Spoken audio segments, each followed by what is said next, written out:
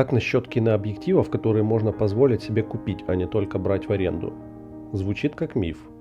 Довольно интересная ниша оптики для кинопроизводства. Компания Arix как раз и производит такие объективы. Мне удалось их подержать и немного на них поснимать. Они представлены в классическом Sign форм-факторе и более доступном, буду называть его фото. Фотоверсия существенно увеличивает мобильность и уменьшает вес оптики. Так как объективы для кино, никакой речи о автофокусе быть не может. Да и зачем? Я последний раз держал автофокус, к примеру, 9 лет назад. Сразу же о фокусировке. Она очень плавная, равномерное сопротивление кольца позволит очень прогнозируемо фокусироваться. На 45 мм практически отсутствует дыхание, или так называемый breathing. А вот фотоверсия этого же 45 мм объектива breathing имеет, но и стоит он намного дешевле. Метки фокусировки расположены симметрично с обеих сторон линзы, выискивать их не придется. В вариации объективов фото есть даже возможность отдельным кольцом менять степень сопротивления или фиксировать кольцо фокусировки, что весьма удобно и может помочь не промазывать и вовремя останавливаться при рек-фокусе. Управление диафрагмой происходит тоже очень плавно. Она декликнутая на кинолинзах, а на фотоверсии она управляется с камеры.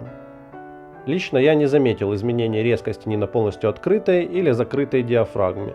Они резки во всем диапазоне, как по мне.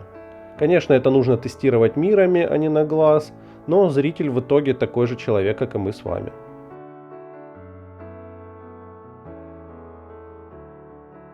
Нет особого смысла брать киношную оптику без фоллоу-фокуса. Так что если он у вас есть и на нем шестерни с классическим модулем зубьев 0.8, то он точно подойдет.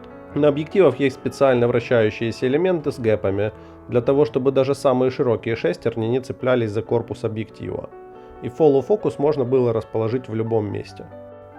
Радиусы и расположение колец фокусировки и диафрагмы одинаково на каждом Sign объективе. Меняя объективы между собой, не придется перемещать и настраивать фоллоу-фокус или привод диафрагмы. Как говорится, время – деньги. И еще про эргономику. Магнитная система Snap-on фильтров – это пушка. Очень удобно, очень быстро. Даже пробовал сильно потрясти, не отпали. Не забыл и потестировать свой 3D-печатный компендиум под Kokin фильтры. По размерам он идеально садится на кинооптику. На 45 мм нету никакого виньетирования и можно использовать бюджетные фильтры Kokin.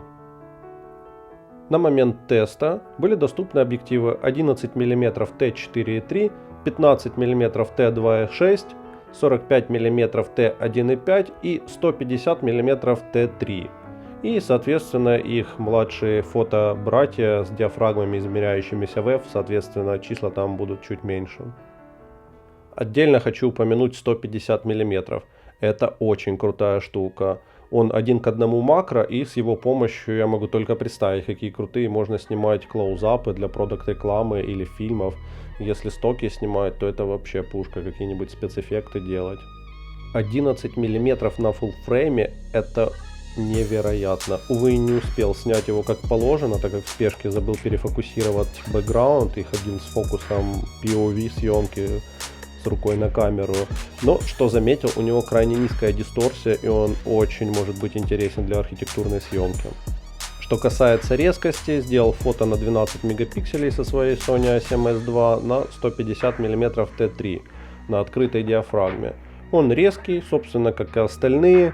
Рисунок в боке красивый и коммерческий, без какого-либо характерного рисунка. Считаю это плюсом, так как легко совмещать материал, снятый на разную оптику.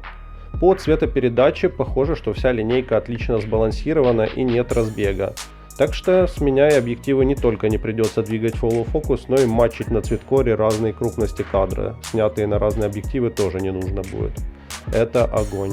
А теперь самое приятное, это цена. За объектив линейки Sign вы отдадите в районе 1200 евро. За любой маунт и фокусное расстояние. А вот фотолинейка этих объективов варьируется от 475 до 845 евро за линзу в зависимости от фокусного расстояния. Очень хочу, чтобы Arix выпустили еще 31 или 35 мм, так как на такое расстояние я снимаю свои фильмы и считаю его максимально атмосферным. Я для себя лично добавляю в виш-лист 15 мм, 45 и 150. в формате Sign. И жду 31 мм.